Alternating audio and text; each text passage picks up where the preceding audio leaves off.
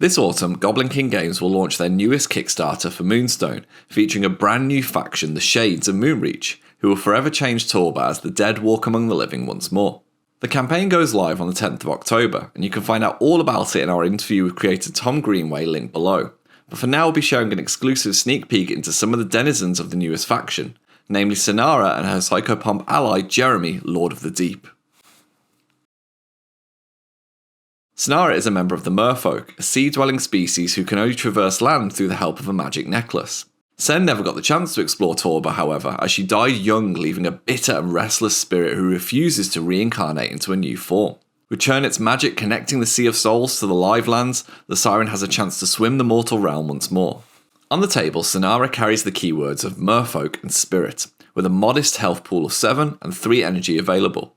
Her 1-inch melee has a stat of 3, while her arcane is above average at 4.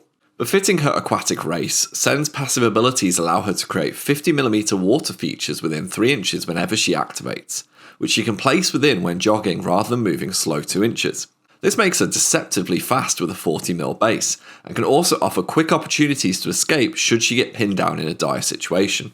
The mermaid can use these water markers offensively too, thanks to the Strange Light arcane action for 2 energy. Looking for a blue card, Sen can move the target model 2x directly towards herself or a friendly Jeremy Lord of the Deep, who we'll talk about in a minute, and then do a hefty 4 wounds if the model ends within 2 inches of a water feature. Repositions are huge in Moonstone, and the added bonus of throwing an enemy onto terrain as well as the damage ping means Sen can really mess up enemy key pieces such as healers and supports. For the same energy cost of 2, Sen'Ara can instead use her Summon from the Depths arcane ability, which allows her to place a friendly Jeremy Lord of the Deep into a water feature for the cost of any blue card. As an added bonus, she'll even be refunded 3 energy if this is done after a friendly character has been slain this turn. Finally, Sen has a reliable signature move on the ever-useful Sweeping Cut in the form of Vicious Claws, a slicing attack that does strong damage against any aggressive card your opponent plays, making it an efficient choice should you have it in hand.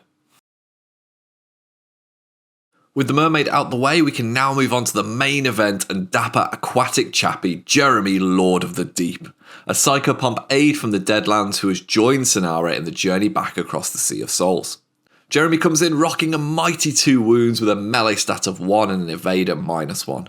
His psychopomp status basically means he works much like Boris's murder bunnies, in that he borrows energy from Sen'Ara in order to complete actions and is removed if she dies.